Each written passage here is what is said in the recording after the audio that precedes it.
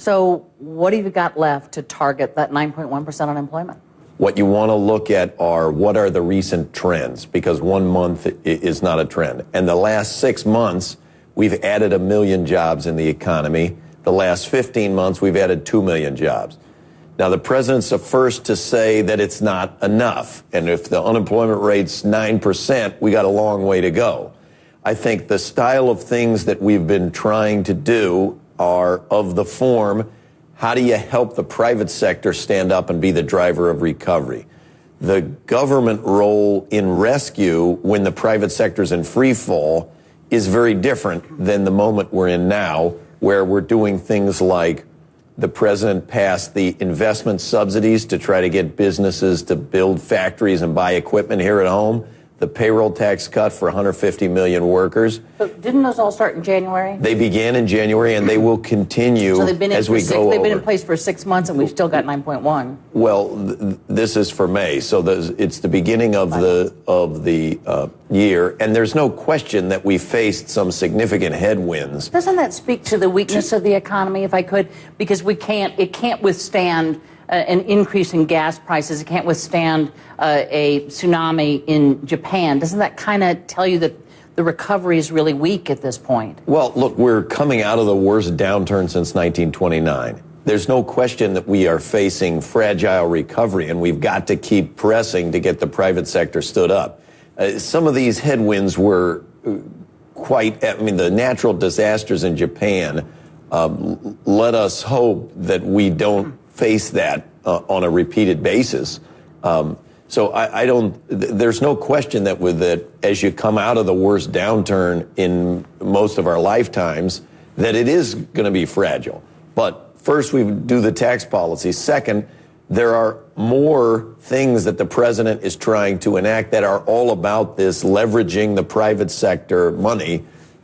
Corporations have started to become profitable again.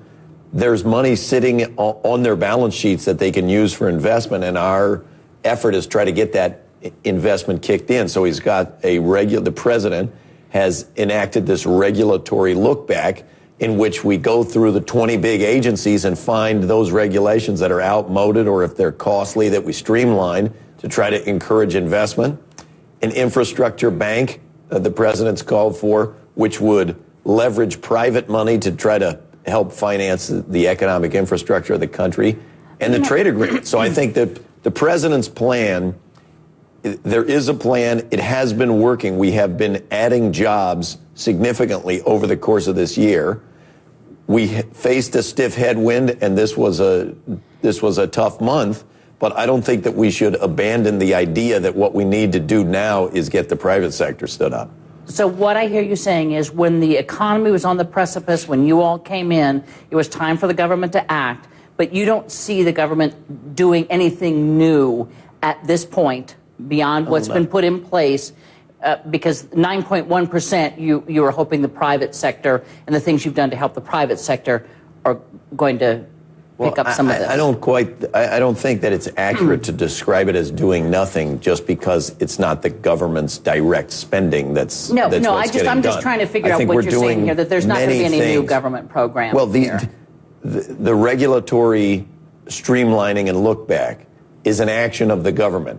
The tax incentives for business investment and the payroll tax cut are government programs. Right. They're government programs whose intention is to leverage the private money. Okay. Let me just move you on. We've spent basically since the president took office, say $814 billion on the stimulus.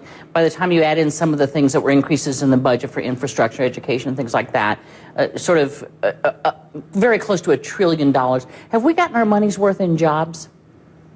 Well, the stimulus effort, the Recovery Act, was passed at a moment when the private sector's in free fall. So the purpose of the act is to add jobs, but is even more importantly to prevent us going into a Great Depression. And we did avoid going into a Great Depression, and we've come a million miles from the moment that the president took office, when the economy is losing 780,000 jobs a month. And people are actively talking about, will there be an end to the financial system of the United States? So that part was quite important. Now we've moved to adding jobs in the economy. We added 2 million jobs over the last 15 months. But not enough, you would say. Not enough, absolutely not. Okay, the so that's what I president was says we have more. Did the stimulus create as many jobs as you thought it would? $1 trillion worth of taxpayer money, has it been worth it? As I said, the question of is it worth it is not just about the jobs. Now, the Congressional Budget Office and many of the private sector analysts asked the question, how many fewer jobs would there be had we not passed the Recovery Act?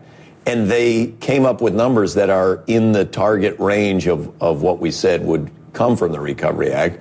But the Recovery Act and all of the actions of the government in the rescue phase were more than just a jobs program. It was trying to prevent us from going into a depression, whether you look at the auto rescues or many of the other programs. Let me move you to the housing market. As you know, some people say a recovery never started. Other people say it's in a double dip. What we do know is that it was down home prices, home values down 4.2% in the first quarter of this year. Now they're down to 2002 levels, I think, home values. So sort of a decade of equity is gone for Americans owning a home. Do you think it's time maybe to reinstate your first-time home buyers program? Is there anything you need to do? Because the economy can't really recover, can it, in the strength that you needed to recover if the housing market is so bad? Well, you know, I'd say there are really two different questions embodied in that question.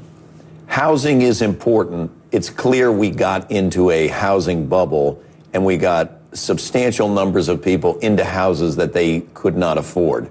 And so in addition to the recession, we're dealing with an excess 5 million plus vacant homes in the country. So it's been a tough struggle and slog in the housing market, and it's likely to remain so because you have these vacant homes. Now, can the economy improve? So on can the economy improve? I think it can. I think it would be a mistake to try to roll back the clock and go back to the expansion of the 2000s, which was driven almost exclusively by excessive consumer spending and residential housing construction. Those can be important, but they should not be the sole drivers the way they were in the 2000s. Austan Goolsbee, the president's top economic advisor. Thanks for stopping by. Appreciate it. Great to see you again.